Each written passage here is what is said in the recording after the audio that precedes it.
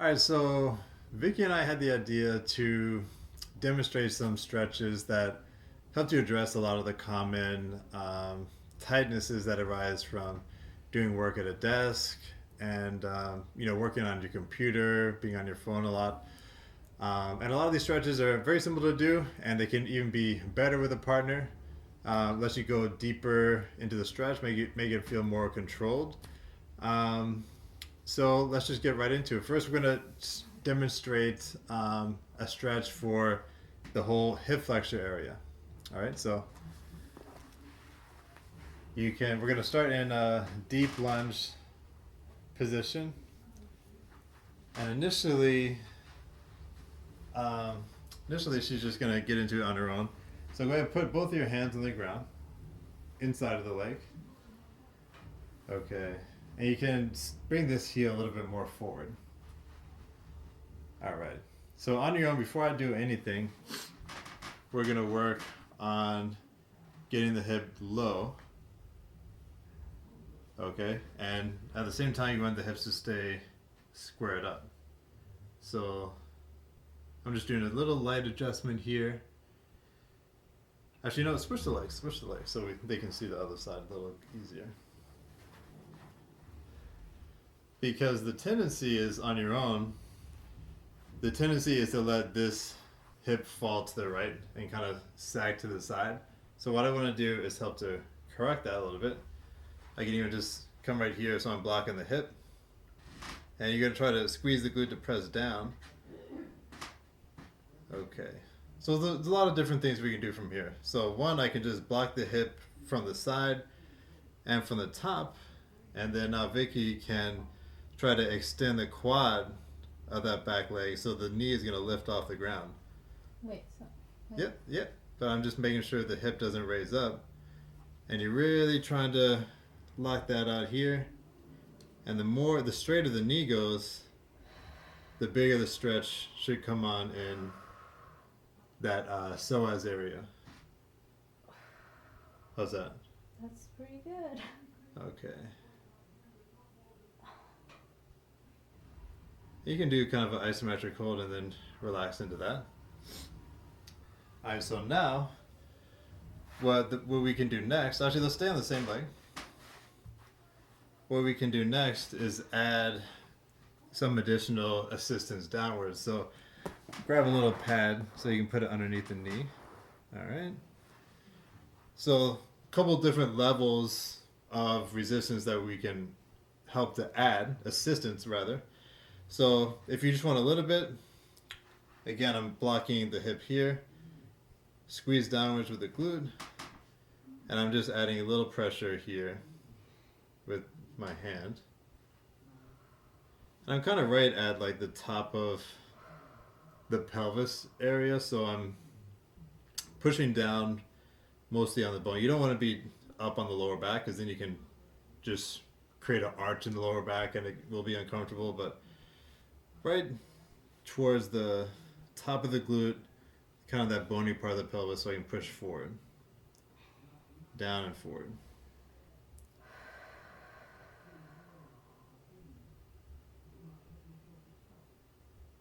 How's that level of That's good. pressure? All right. That's usually my tightest spot. Okay. And so, just so you guys know how to add more, the hand was enough for Vicky, but occasionally you're gonna need to use a lot more weight into the stretch. So yeah, just help me square up. That leg should be straight. You can stand all the way up. Leg is straight. Yep, and all you're doing is leaning your weight down and forward. This is actually a good stretch for me too, because I can bring myself forward as long as my hips are straight. And as I'm pushing on you, I can stretch my hamstrings. Yeah, and while I'm in the stretch, I can either be totally passive and just let myself relax, or I can try to squeeze that glute to try and pull myself deeper into the stretch. And so we're moving kind of fairly quickly here, but when you're doing it on your own or with your partner, feel free to spend a few minutes gradually going deeper and deeper into each stretch. You can either just stay passive the whole time. I can do a little contract and relax, like almost like resisting against it. Like I'm trying to flex the hip and then letting it go and trying to go a little bit deeper. Okay. And so let's show the one more variation. So where you can actually basically put your whole body weight onto the hip, sitting on it. Yep, so you want to make sure you're not too low on the leg. So you don't want to be down on the hamstring. You want to be actually... So not like this. Yeah, because then you're not getting much leverage into it. You want to be basically up on top of the glute, okay? And if you wanted to add even more, you can position yourself so that the person assisting is by a wall, and Vicky could put her feet on the wall and add even more weight to kind of press herself downwards. Okay, so again, I can just work on letting my hip flexors open up. And now if I want to add a little extra, I can start to pull my foot up. Okay, adding that quad into the stretch. This one, let's show from the other side as well, just so they know what's going on. Let's switch it real quick. Alright, so let me switch legs.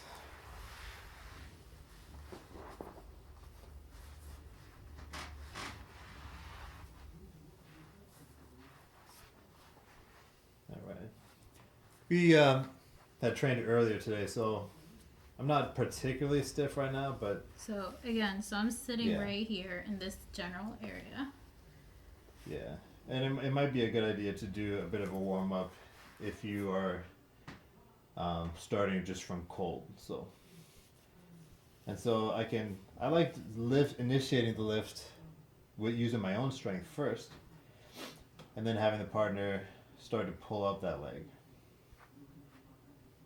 And depending on how far that knee needs to flex, my partner might need to stand to the side just to get that full range of motion. But kind of depends on what your limiting factor is in the stretch. And so this whole time I'm trying not to sag to the side. I'm trying to stay squared up. So I'm working that line, that vertical line there. And also what I'm trying to make sure is that your foot's not going to one direction. Trying to keep it in the middle. Yeah. Well, that being said, you can play with different angles if you find that straight on is not an issue for you, but shifting more to the outside or inside is much tighter, then it's probably a good idea to work on those tighter angles.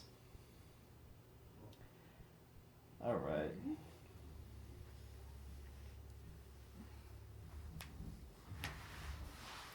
Okay.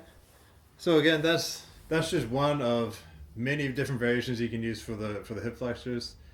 But it's a good one to start with. And if you have any kind of discomfort around the knee, just use a bigger pillow or rolled up mat or even a rolled up towel, something like that, just to take that pressure off. Because in any of these stretches that you're holding for a longer period of time, you don't want to get those pressure points that will make you want to get out of the stretch before you've gotten the full benefit. So now we're going to work on a stretch for the traps and the neck. So this one is very simple. There's a couple different ways you can set it up. You can have the partner standing sideways behind me, standing sideways. So have your leg right down the center of my back. Okay, so this is one option. I can also have my back against a chair or couch or something like that, and have my partner standing up on top of that. You can get a little bit more weight into it that way, but this way works too. So the leg is right in the center of the back, so it's supporting my back a little bit. Okay. And now you are going to put both of your hands, thumbs facing forward, on my shoulders. And basically you're just going to lean all of your weight down into my shoulders. There you go. Maybe go a little bit towards the outer to the outside of the shoulder a bit more. Yeah. So there's a little more leverage there. So when I'm in this one, what I can do is actually try to depress downwards with the stretch. So I'm trying to get even lower. And from this one, you feel a stretch coming on towards the side of the neck. So once you're in here, you can do some small movements. So for example, trying to bring the chin down to the chest.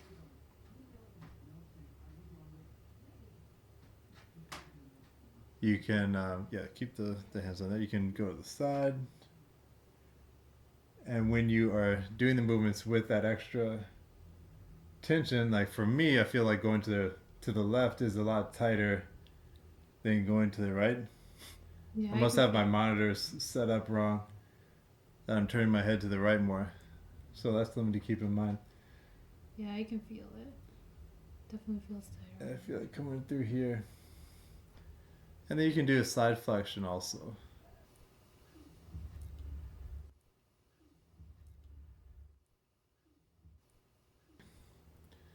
All right. So again, this is another one where you can really stay in this stretch for a while, and you almost start to get some of that endorphin type feeling after a while. So feel free to go, 5-10 minutes or so. So I'm standing here. See how my calf is like right down the middle of the back? That just helps to support her back so she's not kind of working to sit herself up. Thumbs forward, and just slowly leaning my way downwards. I'm not really using any effort, just only my body weight. Yeah, why don't you feel it first before moving the neck around? So just have your head in a neutral position. Yeah, back up. And just kind of feel the stretch set in first. See if you feel any kind of unevenness left and right. And then you can work on the movements, trying to figure out where your tighter areas are. Because if you move into a certain angle and you don't feel any stretch, you probably don't need to work on it. So find the areas that are tight and gradually and slowly try to increase the range and those ranges of motion.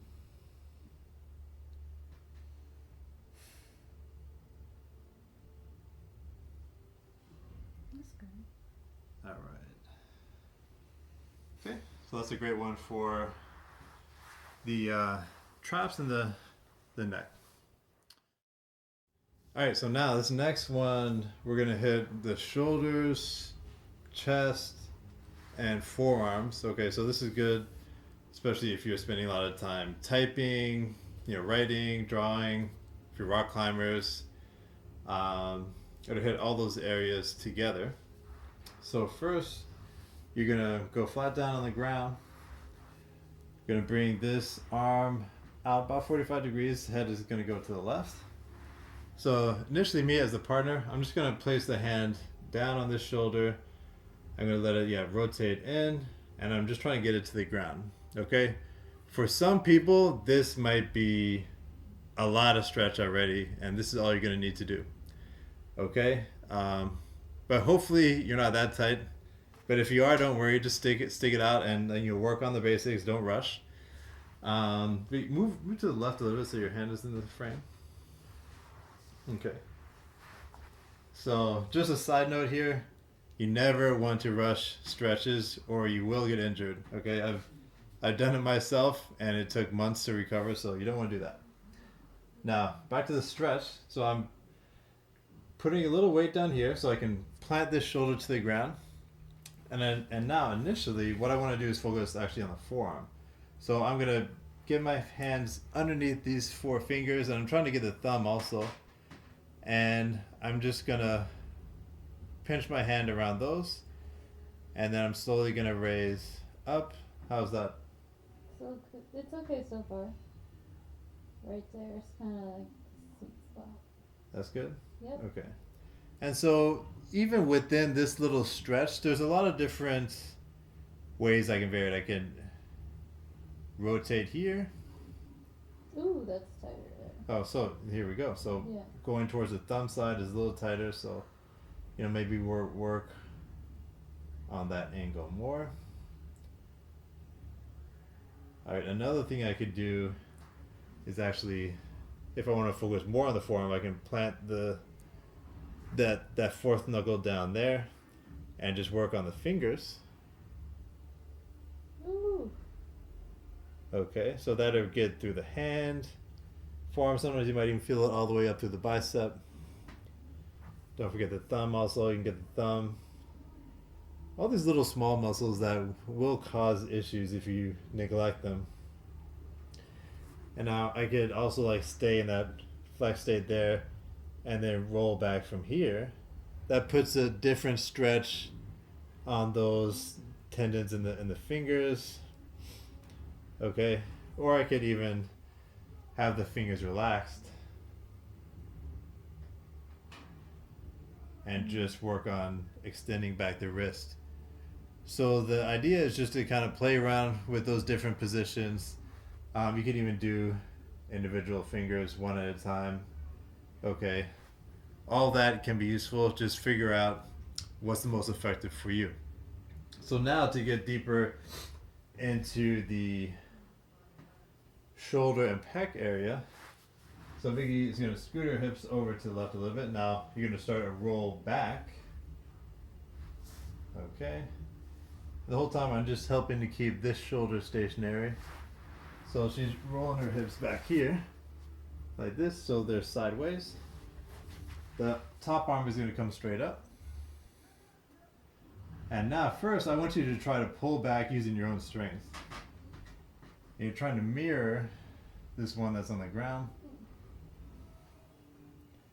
So you're really using the muscles here in the rear delt, mid-traps, rhomboid area to increase that stretch. Now you can get a very strong stretch here even without a partner. But what I like to do when they're ready for it, I will assist kind of coming from the shoulder, either around here or from the other side, just maybe so you guys can see a little better. I like to assist from the shoulder and pull in back here. That's good. Only needs light pressure. I prefer that to assisting at the hand, just because sometimes you can kind of put a little excess pressure on the elbow. I know for me it's not the most comfortable. So coming here or reaching around this way. Okay, so kind of using my forearm to pull. I don't want to block the shot too much, but you guys get the idea here. Kind of snaking my arm around, just leaning my forearm against the bicep. Just a slight, steady, gradual pressure there. You can talk to me. I'm doing the same thing. Just bringing Yeah. the chin. I want to make sure I maintain that angle there. Okay.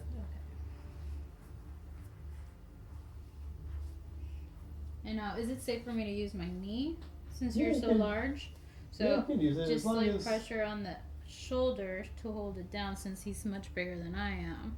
the And then I thing can is, you hold just this. want to avoid having a lot of pressure on a small point. That's all. Yeah. So I'm barely putting any weight, right? But you can put more weight. That's fine. Okay. And so Yeah, pull back. Yeah. So right now I feel that mostly in the forearm and a little bit through the pec as well.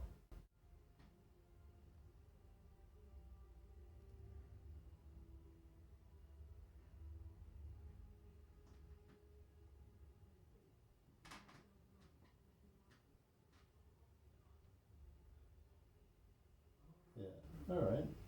do you want me to do? Actually, why don't you try those first four fingers? Because my forearms has been pretty tight. So the idea is you want to try to keep that fourth knuckle on the ground. So the palm of the hand is totally on the ground. Yep. Totally. I'm still pulling up. What? Yeah, you have to move Okay. that wrist. So keep Yeah, you it could use that hand. here, and then just bring this this one. Sure, yeah, one at a time. You're too big for me to do it all at once.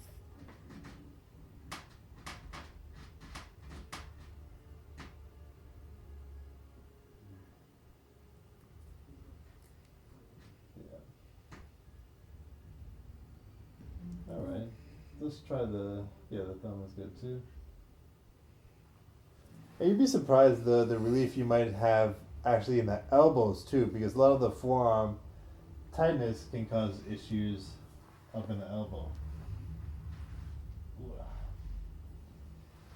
So now I'm going to bring my arm up. Initially I'm going to try using it with my own strength, pulling back.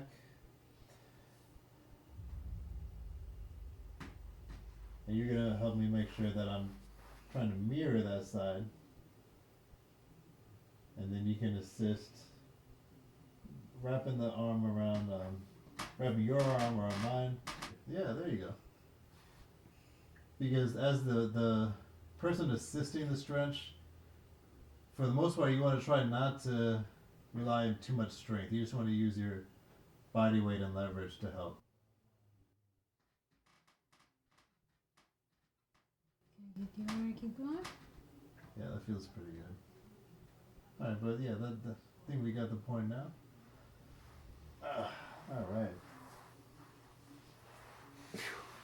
And so with this stretch, you can vary the angles. You can go horizontal, perpendicular to the body, and just kind of work all those different angles up here. And just like anything else, try to find the ones that need the most work and focus on those. Okay, so this last stretching sequence is going to hit several different areas. We're going to work on the QL, the obliques, lats, and a bit of the hamstrings too. So the QL and the obliques, those are areas that can tend to get very tight if you're spending too much time sitting while you're working, and that can definitely be one of the primary causes of back pain. So I really like to make sure I incorporate this stretch regularly because it just makes everything else feel better. So let's go ahead and get it started. We're gonna first work on a side bending type motion. So Vicky is gonna help me to anchor down my hip here right at the joint, even closer up, right there. So from here, that's gonna help keep my hip from raising up. I'm going to lean to the side. I'm trying to get this shoulder down to the thigh. And I'm going to stretch over the top. Okay, now you can add some pressure pushing across so the force is going that way. You don't want to press straight down because then that is going to cause more compression in the back. That's not really what we're going for here. So pressing across. I'm trying to get my shoulder down. And I ideally want my chest to stay perpendicular to the floor. I don't want it to face the floor. So that's something that, in my view, I can see a lot better. So I'm able to adjust his shoulder on the bottom shoulder here. And I can make sure that I'm pushing towards that direction. Because he's much bigger, I can use my leg to help me push so I don't tire myself out. And you see how as I went into the stretch, I was able to grab onto my foot. If you're already flexible and you can do that right away, then go ahead and do that. If you're not, then you can grab onto the leg, or you can use a strap or a towel or anything wrapped around the foot, and I can just grab onto it here until I can work myself up, until I can actually grab the foot. So they're all kind of intermediate ways to work into the stretch. For different levels of flexibility. All right. So next, we're going to add a little bit of rotation to this one. So for this one, I'm not focusing on trying to get my legs as wide as possible. That's kind of a different emphasis. Right now, we're going to work on twisting the torso. So again, for this one, I want to try to grab my foot first, or like I mentioned, you can use a strap around the foot and just grab onto the strap. Either one is fine. So I'm going to grab first. This other arm is going to reach through. I'm going to grab wrist to wrist. Okay, so I'm solid there. And now Vicky's gonna start to lean back and allow me to rotate. So I'm trying to get my bottom shoulder forward and I'm trying to lean down onto my thigh at the same time.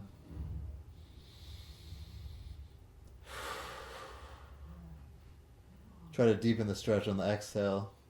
Sometimes I give a little resistance on the inhale.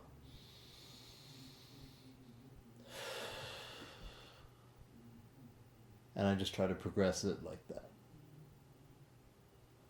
All right. All right. So now we're at you go. My turn. Okay. So for me, I'll just go onto a knee. I use one hand here to anchor down the hip. And then I go right on the ribs here to help push across. You see, I'm kind of just like bracing my elbow against my body. So I'm not pushing with my arm, I'm just leaning with my body weight. That way I don't fatigue or become shaky in the stretch and give an uneven pressure.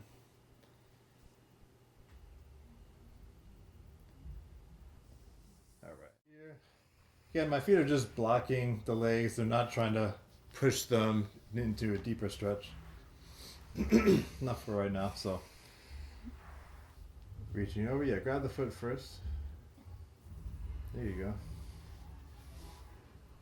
Wrist to wrist. And I'm pulling through. I'm just keeping my arm straight. I'm not pulling with the arm, I'm just holding on. And I'm just leaning back.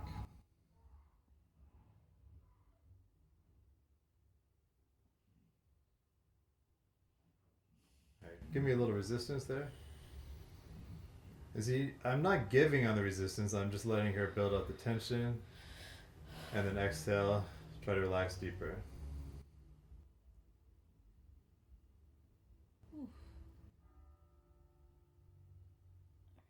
Alright, let's come out slow. Always try to come out of the stretches slowly. Alright. So that stretch I like to save for the last one, just because it's hitting several different areas at once. And the stretches previous to that can help you to loosen up, and so that you can get deeper into the range on that one if you put it at the end. All right, so that's it for now. Hope you found a few of those things helpful. We'll be back with more variations in the future. There's so many more that we can get into, especially when it comes to using different sorts of equipment. Foam rollers, massage guns, yoga hammock, benches, all sorts of different things that you can add to your routine, just with very simple, inexpensive equipment. All right, so any last words? Yeah, so if you guys have any questions or any particular body parts that you want us to focus on for stretching, or something that you want to do with your family, kids, friends, let us know. Leave us a comment, ask us any questions that we can answer. All right, see you guys next